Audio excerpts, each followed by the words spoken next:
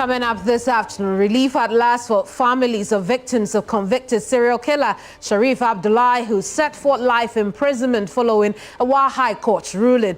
This afternoon, we unravel the details of his heinous crimes. Also, the ZAR Civil and Local Government Staff Association CLOGSAG strongly rejects key recommendation by the Constitution Review Committee to make the Comptroller and Accountant General's Department an independent body. Also ahead in this broadcast, Majority Caucus reiterates calls for the family of former Finance Minister Ken Ofori-Atta to encourage him to return to Ghana and submit himself to due process.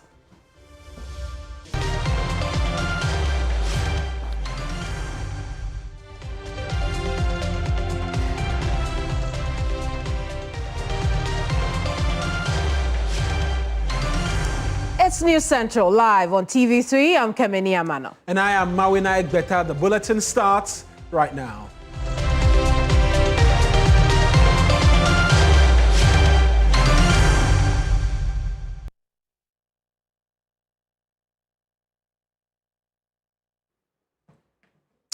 This afternoon, the Wa High Court has sentenced notorious serial killer Sharif Abdullahi, popularly known as Christus, to life imprisonment in hard labor for the murder of 23 people across the country. The conviction was handed on Wednesday by His Lordship Justice Osei Usuentwi after the accused pleaded guilty to the charges. The convict admitted to killing 16 people in Wa, 5 in Bole, and 1 each in Bandang, Kwanta, and Bamboy. Sharif Abdullahi was arrested on October 6, 2025, following sustained intelligence-led operations by the police. After months of investigation, he was committed by the District Magistrate Court and subsequently arraigned in the High Court on March 4. In court, the accused, who was represented by counsel, pleaded guilty to the charges.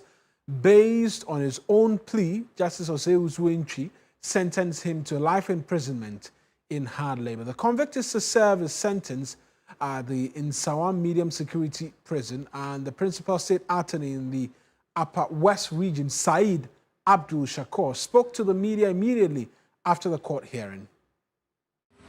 Let me say, I'm particularly very emotional because what he told the court really got me on the edge. He said that he has not always been like this. It was after he was convicted for 2 years and he came out and people started ridiculing him and making fun of him. That made him so angry and had to take it onto the society. And there are 2 things that are very, very paramount. And we should never bully any person to a level where they want to hurt the rest of us. We should never do that. But like they say, the law is the law. He himself at the committal stage pleaded guilty. And at this stage too, he has pleaded guilty. And when the court asked him to narrate how he did it, he narrated perfectly what he did and why he did what he did. Unfortunately, that is what it is. There are a number of cases, but we thought that we should just use one of the cases because it's just life imprisonment. Thankfully, Said Abdul Shakur, who's the principal state attorney in the Upper West Region, is joining us right now via the phones. I appreciate you joining us because there are quite a number of questions in relation to this case which lots of people are asking. But let's start off with that conviction, right? The conviction which, per what we understand, was the basis upon which he decided to go around on this string of killings. What was his earlier conviction, which he says society was shunning him for?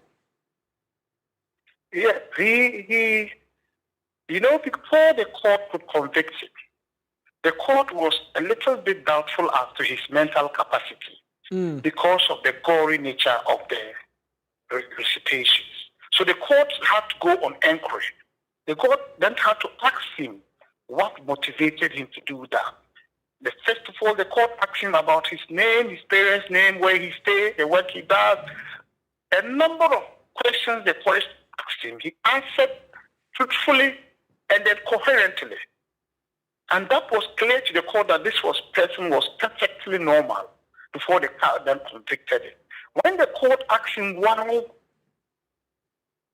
he embarked on that kind of journey, he said that he had been wrongly convicted some years back to 2 years imprisonment.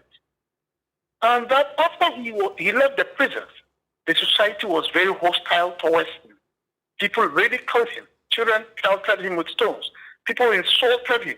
So at the point, he became so angry that he thought that he should carry it back to society and face the society's spread. Right. Did we understand what the wrongful conviction was? I don't think so, because he said that somebody else stole and they convicted him for another person. I didn't have the court records were not available at the High Court at the time to determine whether or not he had been wrongly convicted. I think that it was just a ruse.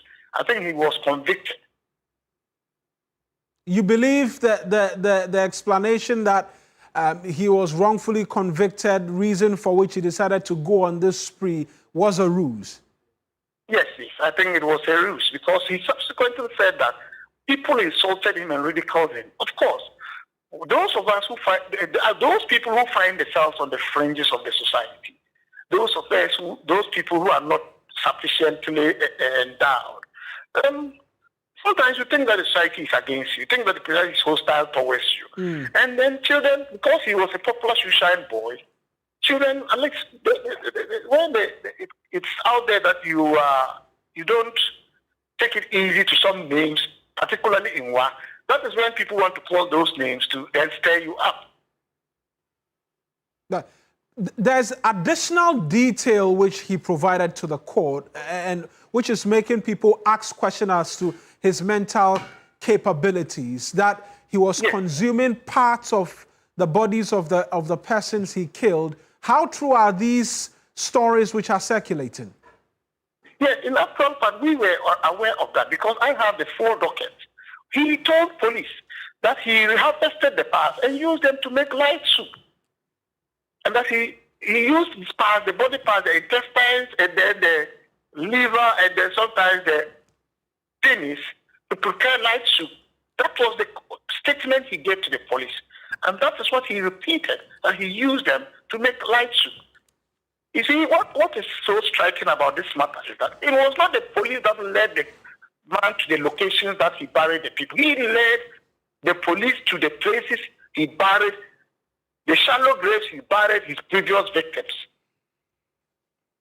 He took them around various places in where he buried his victims. And that he was very consistent and coherent. In fact, at the district court when the committal proceedings were going on, he told the court there that, yes, I said I'm guilty because I killed the person. He obviously speaks Swahili, and that is the language I also speak very well. So he said, I killed the person. When they said, he said, yes, he thought that the children that were ridiculing him that particular day, he thought that the old man was the one who had encouraged them to do that. That is why he came back for him. And the last one, I think that somehow, I'm not thinking that he deliberately wanted to be caught. Because if you look at all the how did he want to be deliberately caught? He took the phone, burned the SIM card, and inserted a SIM in that particular phone. So when we did our checks with the IME number, we discovered that the guy had received a call around Airstrip. He picked the guy's MP3 player and took his bicycle with his machete and was riding the bicycle around. So these are all pointers that he was no longer hiding. Because the previous ones, there was no trace. But this particular one, it was easy. And as soon as we got the IME number and got the call location, we realized that the particular person was in one.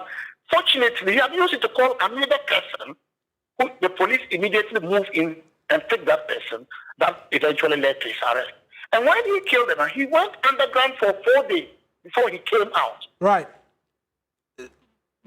Per, what you're telling me, I know you mentioned that the court was interested in his mental capabilities, but yes.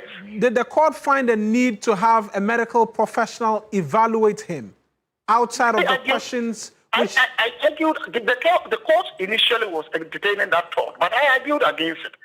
I made a point to the court that the court cannot just because of the gory nature or because of the unspeakable nature of the crime, then say that he must be mentally incapacitated. No. Right. There must be something objective. There must be something empirical to show that this person should have acted in a way to the court, for the court to then reach the conclusion that there should be a referral to a medical facility. But if the person appears before court perfectly normal, perfectly sane, is able to answer every question thrown at him by the court, I thought that it was no longer necessary for the court to refer to any psychiatric evaluation, because the guy in the court's view was perfectly normal. Right. Just on this bit again, on his mental capability, I asked a question again, asking why you opposed it, based on the fact that this individual was moving from one region to the other. Yes. This killing was not done in just one region. He did it across at least 2 regions. Yes. Was there an established relationship between the victims of his act, considering he's making the argument that they were taunting him? Was he being taunted in the different regions in which he went to, reason why he was killing different people from different places? My thoughts are that once he just snapped and thought that society generally, or human beings were generally hostile towards him, he needed to pay back, and he couldn't care which region it was. And if you look at it, whilst Bole, Banda Contact is just within the same area that people move freely and do businesses, go across board so easily. So when police arrested him, before we even committed him, he was handed over to Savannah police. They took him to the various places, and he also identified the places that he buried his people. Before they also they brought him back to work for us to start the prosecution in respect of this particular one. Just find it. So in actual, right. So in actual, I think that the idea that if somebody is a psychopath, somebody has committed a very grievous crimes, he must be mentally incapacitated. It's not something I want to buy into. We should also agree that there are people who will be evil. That is how it is. Because like Kratos never at any point during the processes that I had to conduct it, there was no any occasion that I thought that this guy was insane. There was no a single thing he said. I have done a number of prosecutions where a person will come into court and say that he's DNI director, his brother is the president. Those statements, you just see that this person, something must be wrong upstairs. But you meet somebody who is perfectly sane, who speaks impeccable Wali language, who knows where he stays, who everything about him is very normal. Right. So it was on the basis of that I urged the court that the court should go ahead should not look at his mental capability. Just finally, has he been able to help the police identify all of the places where he buried the bodies such that the families can have the remains and give them a befitting burial? Yes, almost all. I'm not aware of anyone that he hasn't taken police to. Right, right. Yes. Counsel, I appreciate you speaking to us. That's Saeed Abdul Shakur. He is a principal state attorney in the Upper West region, providing us a bit more in terms of the details, and an apologies as well to our viewers.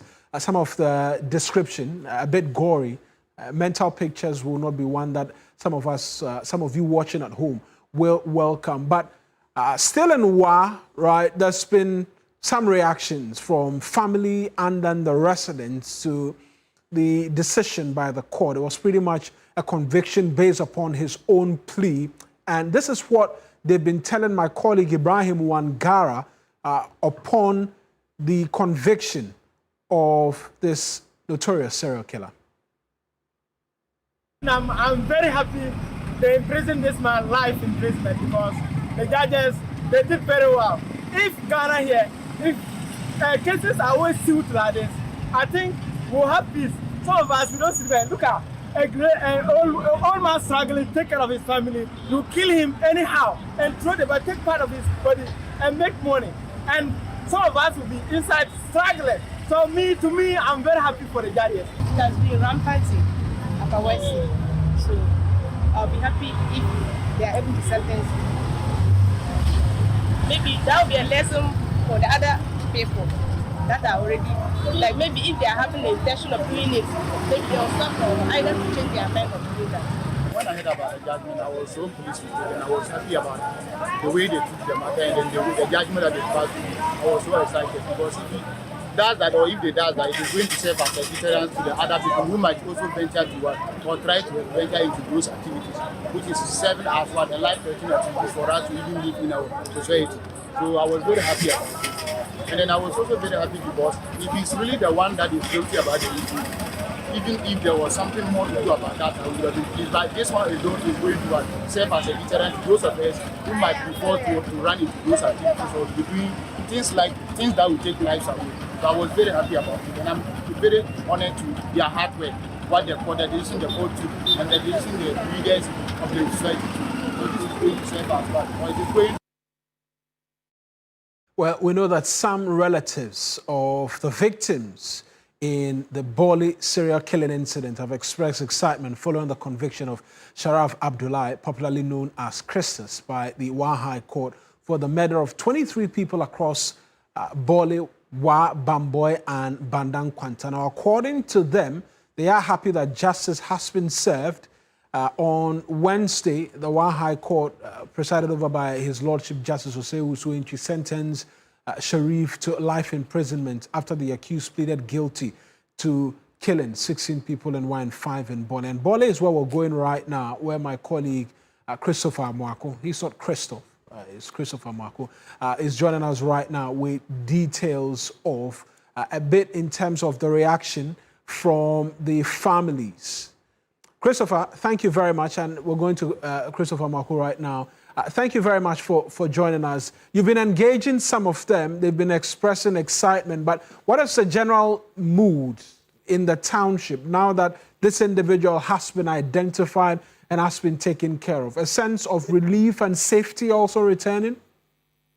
Yes, Mawena, I must say that it's level of excitement for the residents within the Bawley community because you remember that from some 2-3 years back to last year, this incidence of serial killing has been something that the Bawley people were worried about, which tempered on the free movement of people within the Bawley community, especially at night. Night security people could not also go to work because their safety was at stake. And so for the residents here, it's a happy moment for them, even as this man has been sentenced to life imprisonment. Now, we also do know that some family members who were directly affected by this incident, last year we did some stories with some of them. They have come to share their level of excitement with us because it's something that broke their families, because some of them were breadwinners of the families who were actually killed by this man. And so they have been reacting to the life imprisonment sentence of Sharaf. Let's take a listen to what some of the family members have been telling us. Yes. We feel safe when the man has been arrested and prosecuted to jail to life imprisonment. Yeah, really, it was very panic in the town that maybe any time such incident happens, we feel very sad to do what, to go around the town and then to keep long in town in the night, especially in the night. So after when we heard he's arrested, I think nothing like that has ever happened again. And then my uncle, my brother was part of that incident happened. So currently we heard that he has been prosecuted and then jailed to prison, life imprisonment. We are very, very, very happy. We are most grateful to for giving us a justice. And then we are praying that such a thing shouldn't happen again in Bawley here. Yeah, I think that is it. Lelebre, amuna lukufu, was ngwe karamo basina. Lere butempemo, ngaram life in prison. Lere, bat 25 number more. Dani, lelebre. So lelebre kamo mo, we kapemo life in prison. amana kan say into kulti ala nya fo to all ya DC ile kufu muna auto kuma kan fu ba sa into kulti yo amana lu kufu ko kama. Chris, just briefly help us with a translation of what he was saying, the last individual.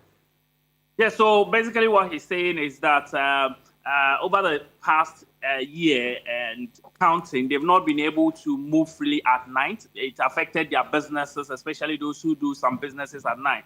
But since his arrest till his prosecution, they feel safe. They are able to move around at night and do their activities. And so they are very happy that he's been sentenced to life imprisonment. This will serve as a deterrent to others who want to commit same crimes. Right then, Chris, thank you very much. That's Christopher Mark, who is my colleague who joined us from Bali.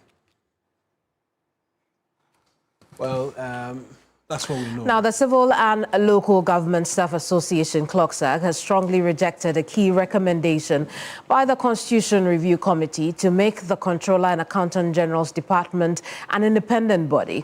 According to the association, such a move would undermine and weaken the supervisory authority of the Ministry of Finance, which currently oversees the Comptroller and Accountant General's Department.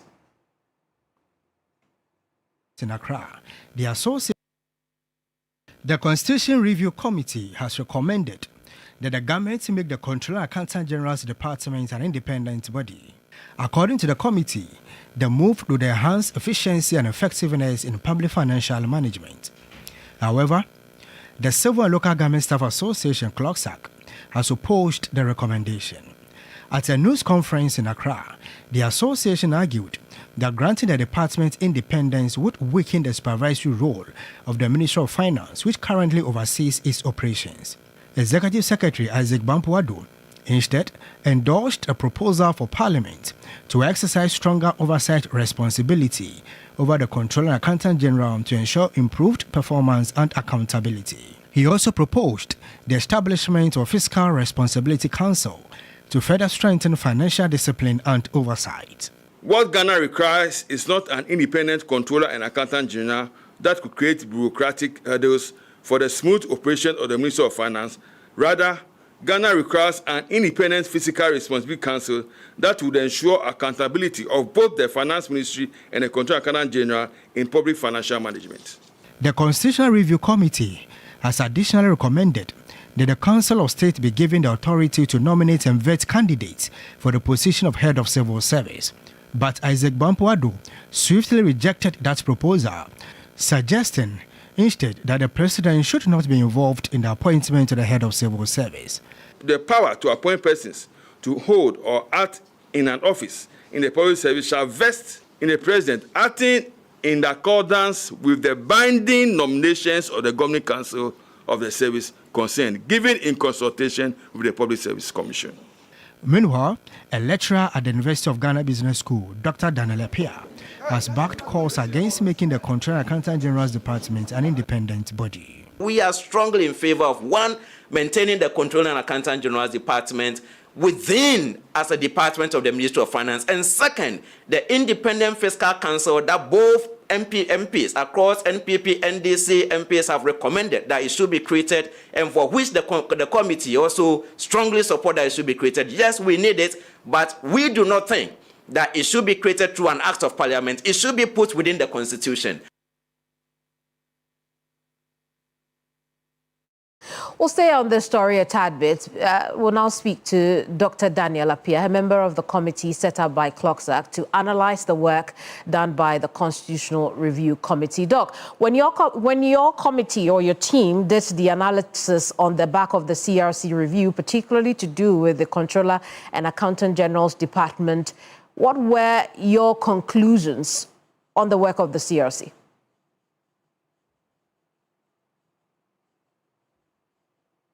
Oh, we'll try Dr. Daniel Appiah again. Doc, if you can hear me, I'm asking, when you reviewed the CRC's work on labor, particularly on the Comptroller and Accountant General's Department going as an independent body, what were the conclusions that your team drew?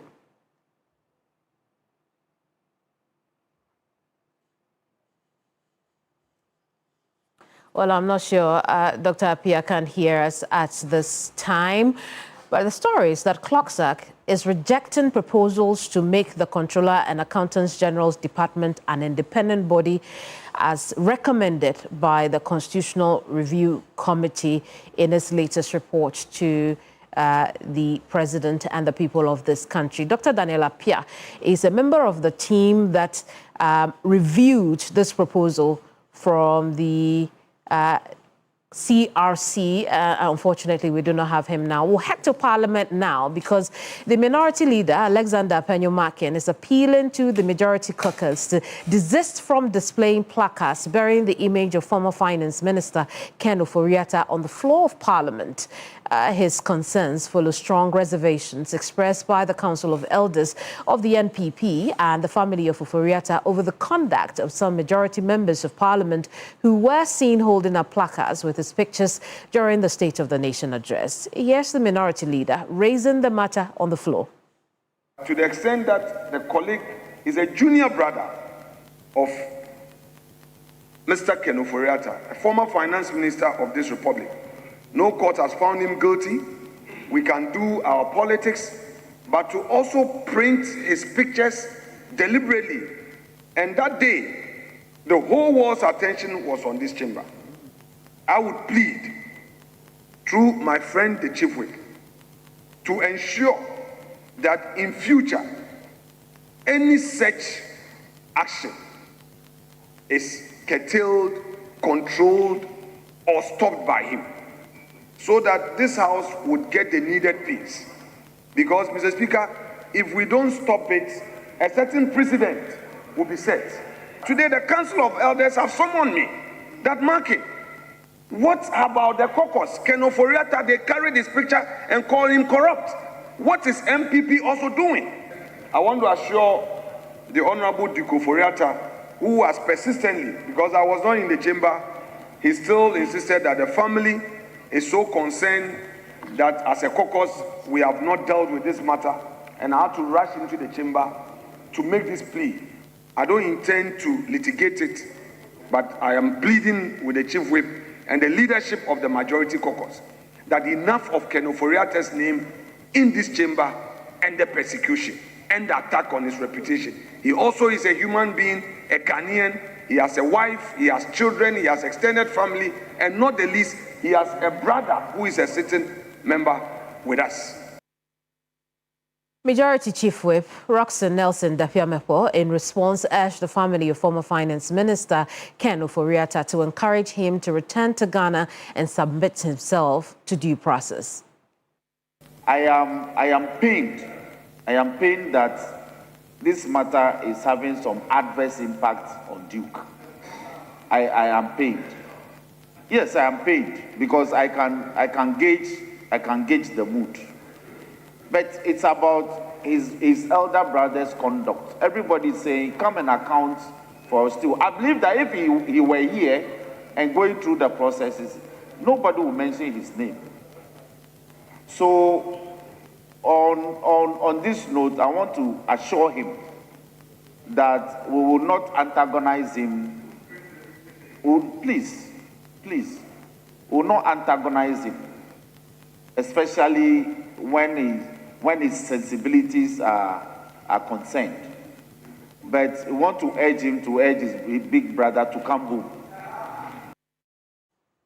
You're still here on TV3. This is News Central. We'll now head to Parliament, where the debate on the State of the Nation address continues. So let me now turn to Honorable James Agaga. Thank you, Mr. James, Speaker. You are the chairman of a committee, and therefore you have 10 minutes. Thank you, Mr. Speaker. Mr. Speaker, Dr. Ishmael Norman, a renowned security analyst and a disaster management expert, when called upon to assess the performance of President Mahama vis-à-vis the performance of President Akufo-Addo in his last 2 years in government, scored as follows. President Mahama, 7.5 over 10. President Akufo-Addo, 1.2 over 10. Mr. Speaker, Dr. Ishmael Norman, in arriving at his conclusion. See, immediately you came out with that figures, Reverend just popping. So, Mr. Speaker, 7.5/10 versus 1.2/10. Those were the scores of Dr. Ishmael Norman. Now, who is Dr. Ishmael Norman? He's neither NPP nor NDC. In fact, if Reverend Ntim Fordjour had been asked to score President Akufo-Addo, one would say he's NPP and therefore would be biased. Mr. Speaker, in similar light, if you were to ask Agalga to score President Mahama and I scored him, you'd say because I am NDC, I am being biased. But Dr. Ishmael Norman is a professional par excellence, well respected. Those were the scores. So I proceed on the premises of Dr. Ishmael Norman's scores. Mr. Speaker, President Mahama, in his message on the state of the nation, indicated that 3 brand new airports are going to be built. One would be built in Sunyani to serve the former Bono and Ahafo regions. In fact, the current airport is no longer fit for purpose. We can't expand or extend the runway. And so President Mahama has decided that we give those 2 regions a brand new airport. Similarly, the people of Upper West also deserve a brand new airport because the airport there now is not fit for purpose. When aircraft take off, Mr. Speaker, they violate Burkina Faso's airspace. So President Mahama says, let us give them a brand new airport. Mr. Speaker, my own region, when I am traveling to my constituency and land in Tamale, I have to drive for 4 hours before I get to Sandema, the capital of my constituency. President Mahama says, enough of the suffering. We have endured a lot. So the Upper East, for the first time, would also be given a brand new airport. Now, Mr. Speaker, let me talk about security, which is my field. And Mr. Speaker, Dr. Norman made a quick scan of the security landscape in arriving at the scores that I alluded to in my earlier presentation. Now, the president spoke about CI 129, and yesterday I heard my brother, the defense minister. He knows I will respond to him. That is why he's not here today, Mr. Speaker. He made a desperate attempt to defend his record. But, Mr. Speaker, that record is simply not defensible. We were in this house when CI 129 was passed. And what is the purpose of CI 129? Mr. Speaker, it was meant to prolong the service of the other ranks from 25 years to 30 years. I recall at the time of the passage of CI 129, I spoke out extensively against it and said, look, the rationale behind the promulgation of that CI was not well thought through. Why did I say that? You are talking about a CI which envisages the enhancement of the pay, the gratuities of other ranks to the exclusion of special duty commissioned officers and officers of the armed forces. Do you now see how discriminatory that CI was?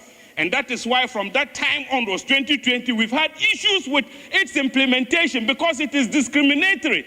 In fact, Article 17 of our Constitution is very clear. That is why the Military High Command had issues with the implementation of that particular CI, which is why President Mahama, the Commander-in-Chief of our armed forces, made it clear that the discriminatory character of that CI must be addressed. The issues outstanding have now been resolved, and so all the personnel of the armed forces, special duty commissioned officers, and other ranks would all be compensated in an equitable manner.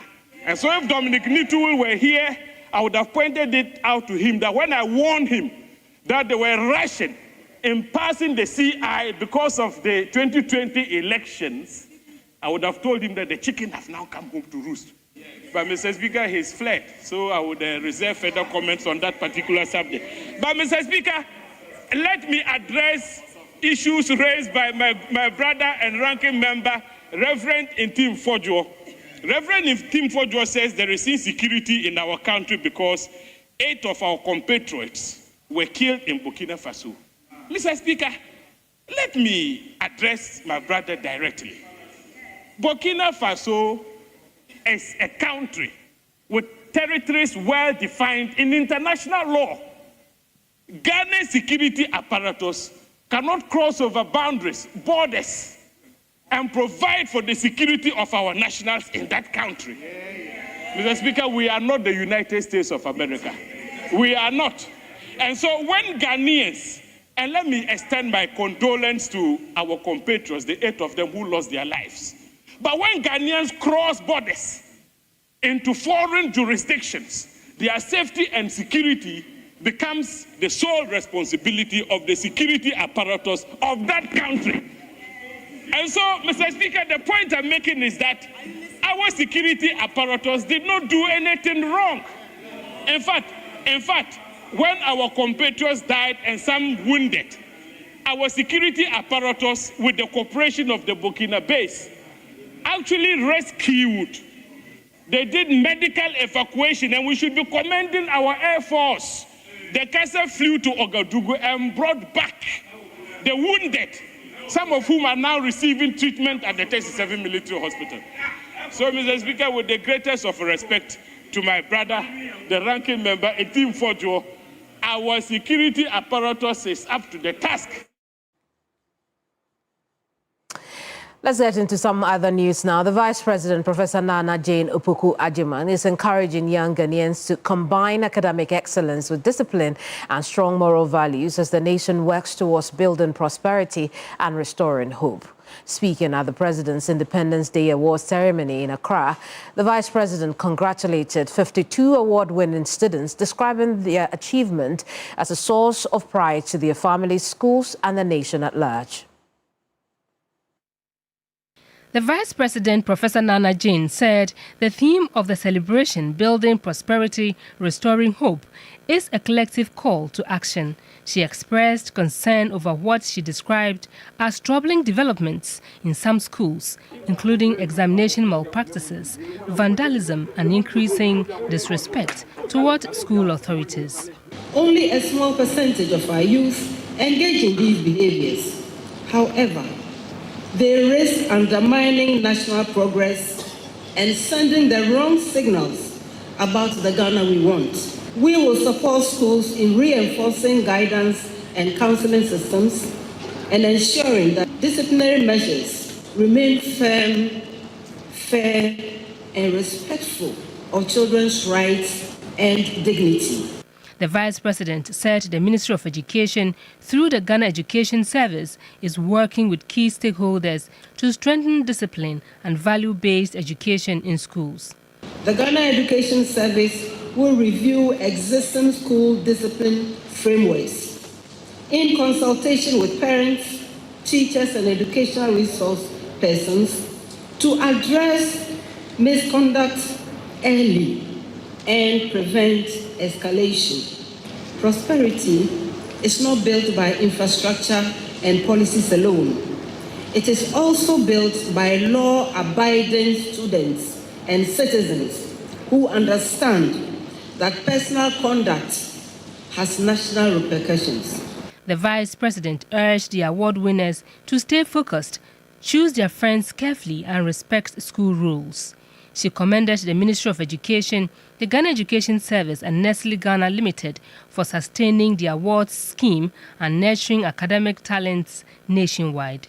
The Deputy Minister of Education, Dr. Clement Apak, reaffirmed government's commitment to promoting inclusive and quality education. The President's Independence Awards remain a key highlight of Ghana's independence celebrations, serving as a platform to reward academic excellence and inspire students nationwide to strive for success. Now, Education Minister Haruna Iddrisu has explained that English remains Ghana's official language. This is in response to concerns about some Ghanaian languages having an edge over others in the use of local languages as a medium for teaching. Speaking on the New Day, Haruna Iddrisu clarified that the use of local languages in formative years is encouraged because children learn better when taught in their own language. I'm primarily very concerned, is declining. And we need to strengthen foundational learning.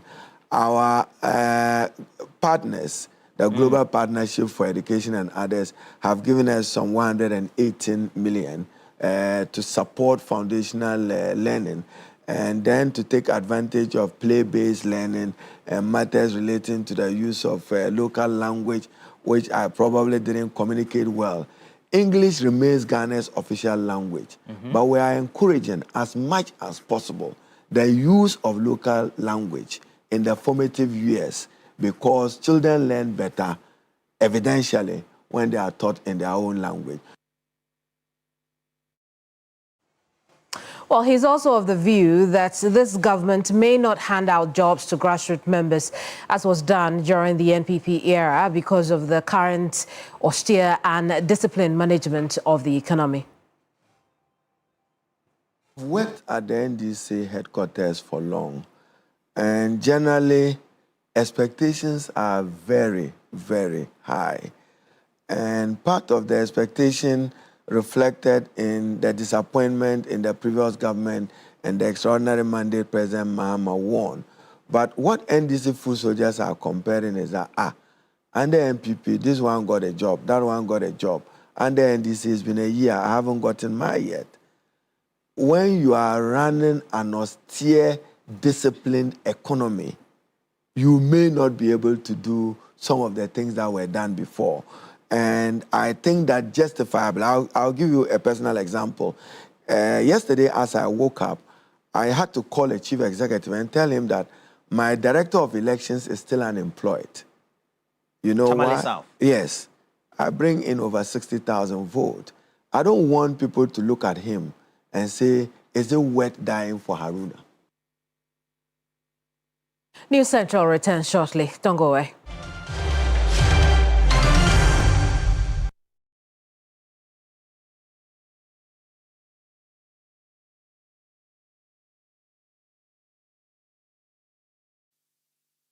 It's time to explore Ghana again. From 19th to 22nd March, join the Ghana Month Expedition. 3 regions, 4 days. Eastern, Ashanti, Central. We kick it off in Eastern region. Chocolate experiences, fresh farm fruits, Safari Valley lunch with zebras and exotic animals, Bonsu Eco Park for canopy walks and ziplining, and then party at the Rock City Hotel. Ashanti takes over. Bonre Kente Museum, Kumasi Museum, Komfonochi Source Site, Lake Bosomtri for hiking adventures and sleepover at Rich Condos. Central brings the history at Singmanso, Cape Coast Castle, plus lunch by the coast, then a Crown Resort vacation, quad biking, horse riding, water adventures. All this for 6,500 Ghana Cedi single, 5,500 Ghana Cedi shared rooms, and 10,500 Ghana Cedis couple. You're interested, right? Call now 0531 100927 or 0247 120 633. Ghana Month Expedition,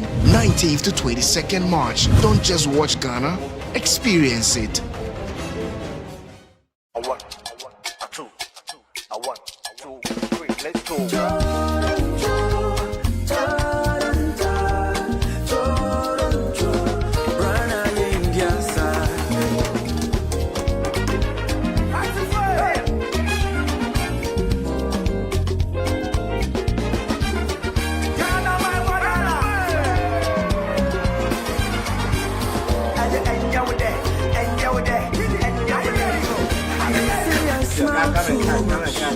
I'm way too hot. I'm too spirited. I'm cool tempered. This is my chance to see you. My girls are hips you. I love my soccer. All my ladies taste like sugar. I'm made in Ghana. I'm made in Ghana. I'm made in Ghana. I'm made in Ghana. You can take me to London. I'm made in Ghana. But I'm made in Ghana. I'm made in Ghana. I'm made in Ghana. I'm made in Ghana. I'm made in Ghana. You can take me to London. I'm made in Ghana. You can take me to Lagos. But I'm made in Ghana. Flight Abesi Kotoka. Bugger Unity. ya or the car. The cassette, voice I share your temperature. Now you put on one some pocket pressure. Now still you did that. I show one show love, you be my boss with ya, yes, so when I treat the best, I have to some other fans for ya. Rasta man say one low, from bullet to Accra, one soul. Then you now see the ya, one do. Kill a will in the paya, one bow. But a man day, they want chop rango. But some few ones day, they want show. Gonna be the gateway, no be the window. You not Ghana swap for something I yan show. I thought I am Messica, and when you change it, so now none of the woman say that I am best side, you win side, you win side. You know why you miss out. Oh my God, about the rapper, but you run there to a side. I'm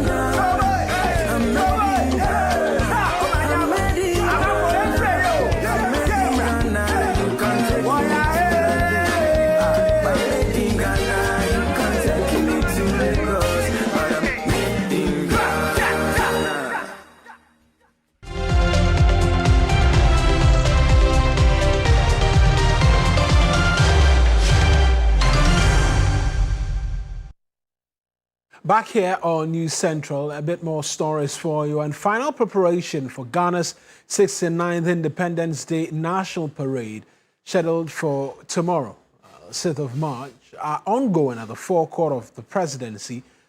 And we know that government says it is not departing from the new directive of holding the ceremony at the Jubilee House, cutting costs from the previous 15 million cedis to about 1.5 million cedis.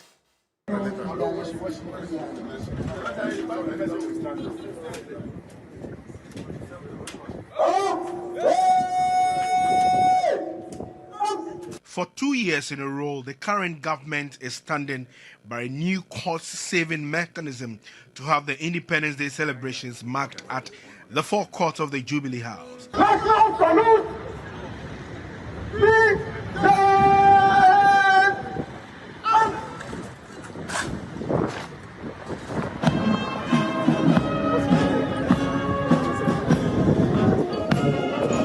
Justification was the burdening bills government had to foot. For its 69th celebrations, preparations are in their final stages as the Air Force or the Ghana Armed Forces will lead the contingent of men in uniform for a colorful display of the parade. Government has been concerned about the health and safety of school children who are paraded under the scorching sun to observe the day. A stand with a new order as only a school is permitted to do the march past and display of cultural performances. The government earlier issued a statement and directive on the mode of accreditation for the media with insistence on ensuring strict compliance over the space available. President Mahama is expected to address the celebrations with the visiting Prime Minister of St. Kitts and Nevis as the guests of honor. The event will most likely be under 2 hours.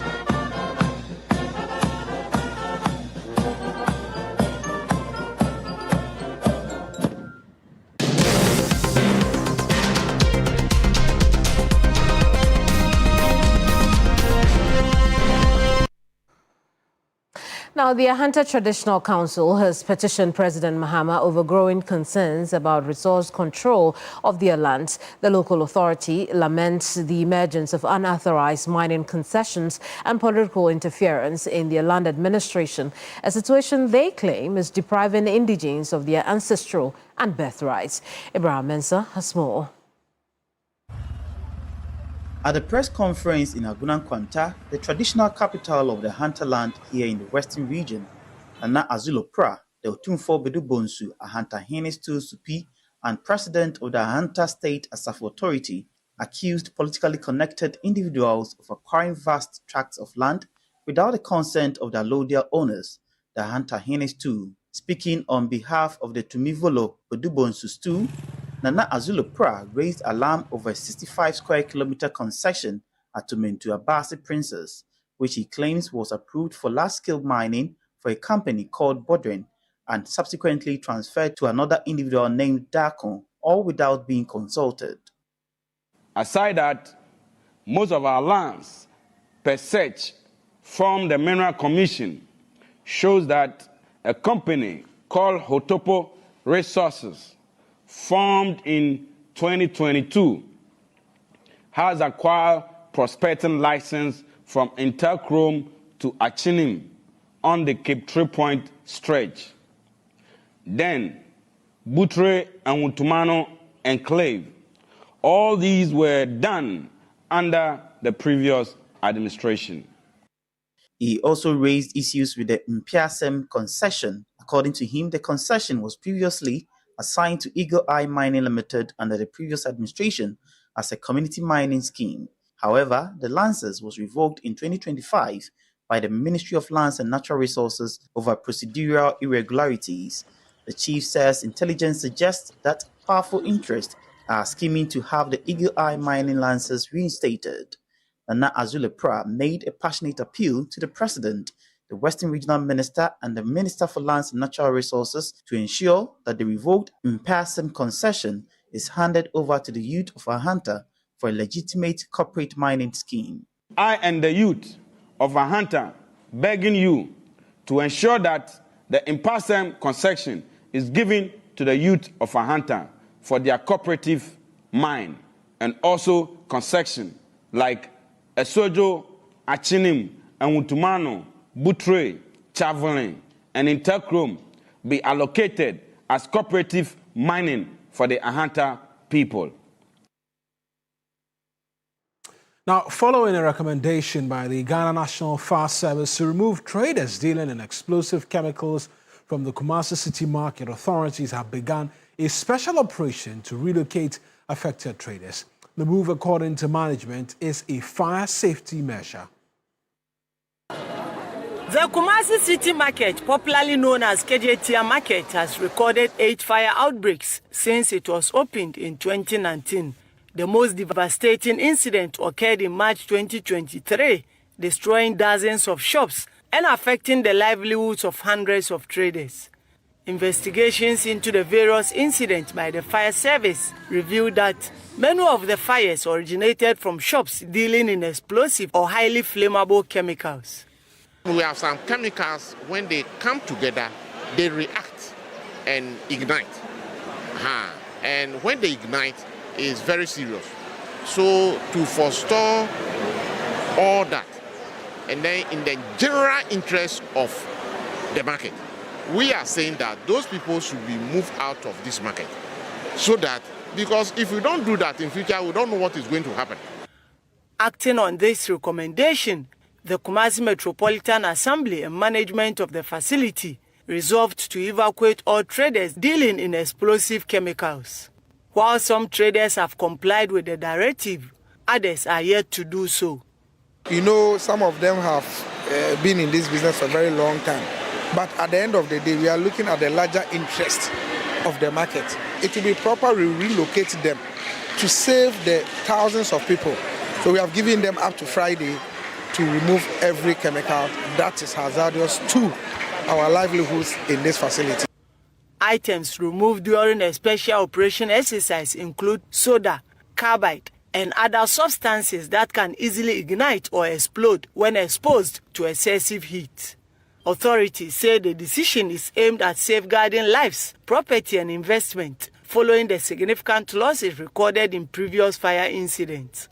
The leadership of the Traders Union support the initiative of the mayor and the management by evacuating the combustible products that our colleague traders sell in the market. In that, for about the 8 fire outbreaks that we have experienced in the market, almost all of them emanated from these shops. So we cannot sacrifice the safety of the masses to the benefit of these less than 30 people who sell these products. So we support the initiative. The mayor of Kumasi, Richard Ofori Ajimai Buedi, described the action as necessary to prevent recurring disasters at the market. He directed all affected traders to submit their names to enable authorities determine the actual number of operators and facilitate arrangements to relocate them to designated shops at the racecourse within 4 weeks.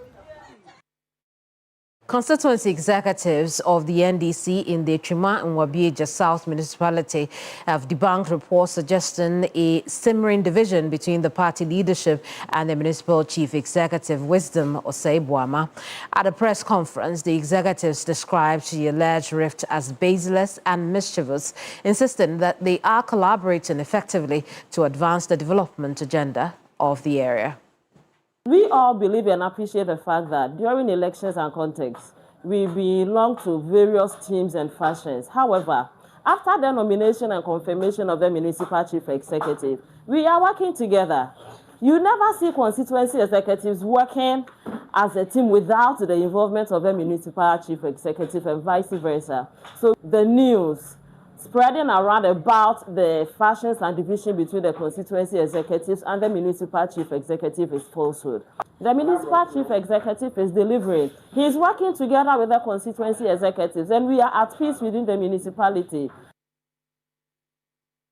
And that's our bulletin for you this afternoon. I am Mawina Igbeta. And I am Kameni Amano. We'll see you same time tomorrow. Bye-bye.